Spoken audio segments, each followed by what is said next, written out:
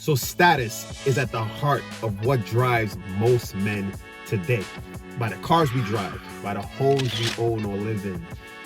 Also in our timepieces, and for a lot of men, in the women that we have.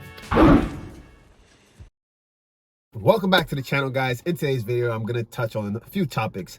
The first one being the reason why Rolex is such a status symbol. Here's my opinion. I believe that Rolex has made it to where they have and make themselves this huge status symbol because they've made themselves achievable for most.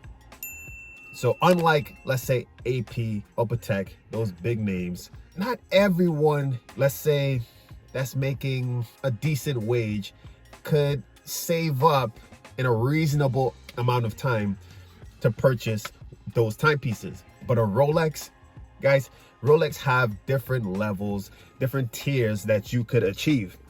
Definitely. A Rolex Date, a Rolex OP, a Datejust, even a Submariner is one that anyone, let's say a police officer, a firefighter, a plumber, could purchase at some point in his life if he, manages his finances in a good fashion. So that's one of the reasons why I think Rolex is winning in this category as a status symbol, along with some other things. So status is at the heart of what drives most men today. And in a lot of cases, a lot of women are driven by status, by the cars we drive, by the homes we own or live in. Also in our timepieces, and for a lot of men, in the women that we have. Rolex has made themselves this huge status symbol, and their marketing is one of the reasons why they've done so well. From being at status events, sports events, from tennis to golfing to downhill skiing, having that gold crown with that green, and it just pops. Great marketing, where it's just naturally embedded in our minds, so we don't even realize or notice it. Then it comes to the point where we're walking downtown and we see the crown, we see Rolex, and then we walk up to the window and we see a timepiece in there and we're like, wow, that's beautiful. And then we see it on someone's wrist, maybe someone that looks like us or someone that we want to look like or we admire. Wow, I want that. And then we see the athlete or the actor or the actress wearing the timepiece, and it's, wow, I want that. And it just builds in us that craving to achieve the timepiece. So yeah, status drives us, but that's not a reason for us to beat ourselves up and kill ourselves to achieve this crown, this Rolex watch. I'll give you guys my perspective. I know my limits, my boundaries. I'm confident in who I am and what I can achieve and what I have. Now, the most value in timepieces that I've had at one time is 20,000. Now, that's a lot for some people, but for a lot of others, that's just a limited amount.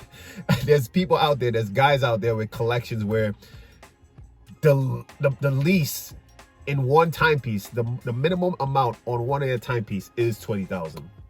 There's people out there with $100,000 watch collections, $1 million watch collections, and that's fine. That's great for them. That doesn't make me feel less than or insecure, anything like that. I could walk into a room, let's say a collector's event, a meetup, and there's people there, they maybe have, don't bring too much of your pieces, but of course they bring, let's say, 5 to 10 watches, and I would go there with 3 pieces of mine and still get equal or more respect based on the way I collect. So the point is, guys, it's not all about the value, the total value of what you have. Sure, like I've seen YouTube videos where, you walk into a room and some guy showing off his crazy $1 million collection. Yes, you'll be in awe. You'll be like, wow, he has heavy hitters. He has this, that, and the third. But in my eyes, if I walk into a room and I see somebody that has, let's say, 3 or 5 valued under 10 grand, I could give him the same response that I would give a $1 million collection, but he would definitely just need to be strategic with the pieces that he purchased at that lower value. So it's not impossible, guys, to get that status or get into the rooms of people with high value, high income, but you just need to be a little bit smart and strategic with how you pick, how you collect, and your whole mindset behind what you're doing. So guys, that's going to be it for this video. Hopefully you enjoyed this content. Comment down below your opinions on all the topics that I've mentioned. And guys, give the video a thumbs up, hit that subscribe button, and stay tuned for the next video.